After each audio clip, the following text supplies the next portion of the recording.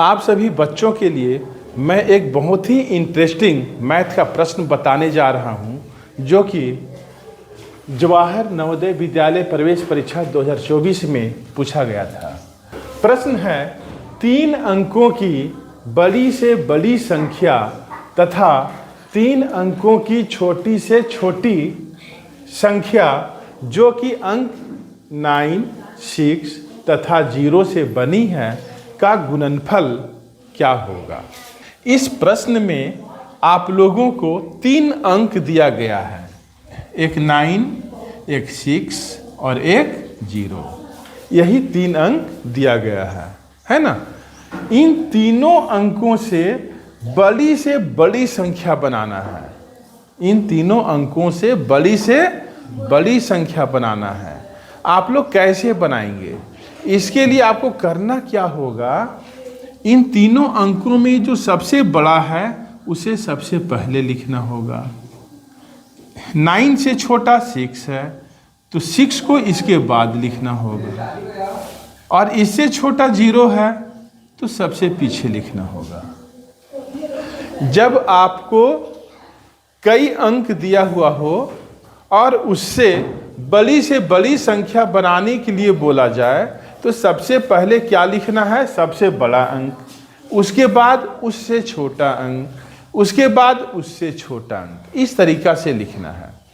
लेकिन उन्हीं अंकों से आपको ये कहा जाए कि छोटी सी छोटी संख्या बनाएं। सबसे छोटी संख्या यहाँ पर जो अंक दिया हुआ है 9, 6, 0, इन अंकों से 3 अंकों की छोटी सी छोटी संख्या बनाना है। आप कैसे बनाएंगे? तो सबसे पहले लिखना होगा 6, इसके बाद लिखना होगा 0, इसके बाद लिखना होगा 9।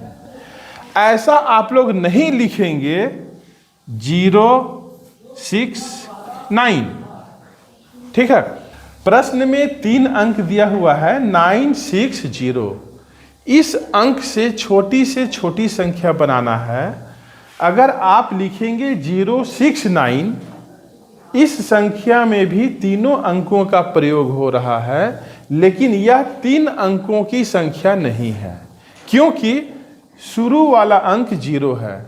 शुरू में हम लोग यदि 0 लिखते हैं तो यह 2 ही अंक का संख्या है। इसका जो वैल्यू है 2 अंक से जो संख्या बन रहा है और उसका जो वैल्यू हो रहा है वही हो रहा है। 0 क्या हो रहा है? बेकार हो जा रहा है। यदि आपको 3 अंकों की, 4 अंकों की या 5 अंकों की छोटी सी छोटी संख्या बनाना हो तो सबसे पहले आपको क्या करना है? 1 अंक लिखना है।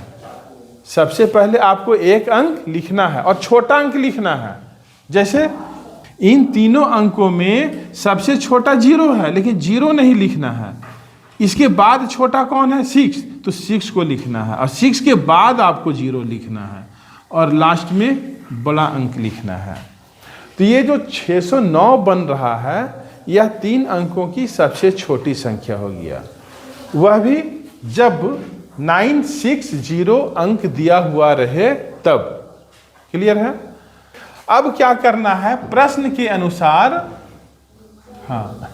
जो संख्या बना उसका गुणनफल निकालना है। क्या निकालना है? गुणनफल। अभीष्ट गुणनफल बराबर क्या हो जाएगा? 960 गुना 609। जब आप इन दोनों संख्याओं को गुना करेंगे तब ये संख्या प्राप्त होगा। इकाई, दहाई, सैकड़ा, हजार, 10,000, लाख। 5,84,640। और यह आंसर आपके ऑप्शन सी में दिया हुआ है। तो इस प्रकार ऑप्शन सी सही आंसर होगा। किसी भी बच्चे को समझने में दिक्कत है? नहीं है। तो आप लोग क्या करेंगे? ब्लैक बोर्ड से इसे नोट कर लेंगे।